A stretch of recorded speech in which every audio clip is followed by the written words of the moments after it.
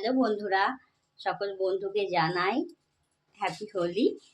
চলো আজকে হ্যাপি হোলি উপলক্ষে ছেলের জন্য একটা সারপ্রাইজ রেডি করেছি, তা তোমার সঙ্গে সেটাই শেয়ার করে নেবো। এই দেখো, দেখতে পাচ্ছ, এইটা হচ্ছে ছেলের সারপ্রাইজ।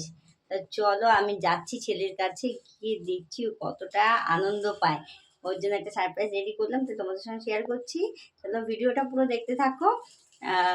চলো এগোই, দেখতে থাকি কি করে। চলো বন্ধুরা, ঘরের মধ্যে ঢুকছি, দেখি কি করছে। এখনো টিভি দেখছে। শোনো বাবা, তুমি কি করছো? তুমি টিভি দেখছো? তোমার জন্য একটা সারপ্রাইজ আছে, জানো? সারপ্রাইজ কি কেউ বলে? হ্যাঁ, তুমি চোখটা একটু বন্ধ করো। চোখ খুলবে না কিন্তু। আমি কিন্তু দিচ্ছি, আমি যতক্ষণ না বলবো চোখ খুলবে না, একদম চোখ খুলবে না।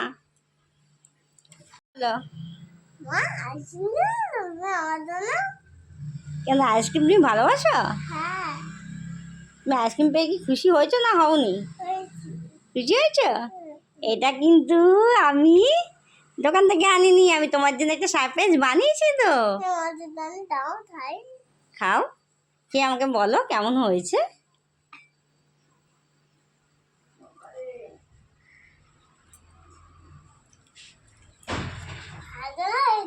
তা কি, এটা কি খাচ্ছ?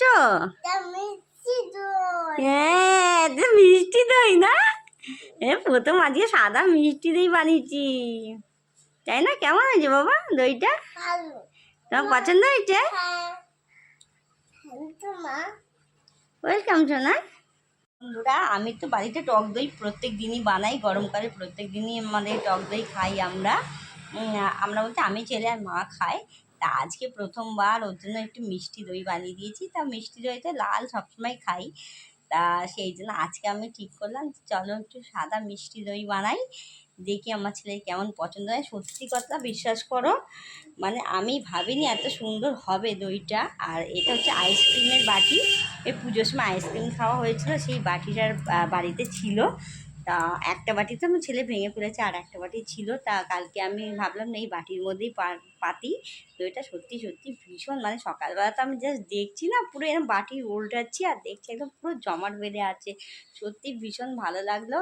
আর আমার ছেলেকে চেষ্টা করি বাড়িতে যতখানি আমি পারি সেইটুকু বানিয়ে খাওয়ানো। শরীরটা খুব একটা ভালো নাই, তা একটুখানি সেই জন্য সাদা দই করে দিলাম, লাল দই করলাম না, শরীরটা ঠিক নেই বলে। দেখো খাচ্ছে কেমন ভালো লেগেছে, দেখো। হ্যাঁ, চলো টাটা বন্ধুরা। মিনি ব্লগটা কেমন লাগলো, ভালো লাগলে অবশ্যই লাইক শেয়ার কমেন্ট করবে। আচ্ছা, টাটা করছে। আর অবশ্যই ফেসবুক থেকে দেখে থাকলে পেজটা ফলো করো, আর ইউটিউব থেকে দেখে থাকলে অবশ্যই চ্যানেলটা সাবস্ক্রাইব করে পাশে দেখো। চলো আজকের মিনি ব্লগটা এখানেই শেষ করছি। সবাই ভালো থেকো, সুস্থ থেকো। আর আজকে তো হোলি চলেই গেল, কারা কেমন আনন্দ করলে একটু কমেন্টে জানিয়ে। চলো টাটা, বাই বাই, আবার দেখা হচ্ছে নতুন ব্লগ নিয়ে।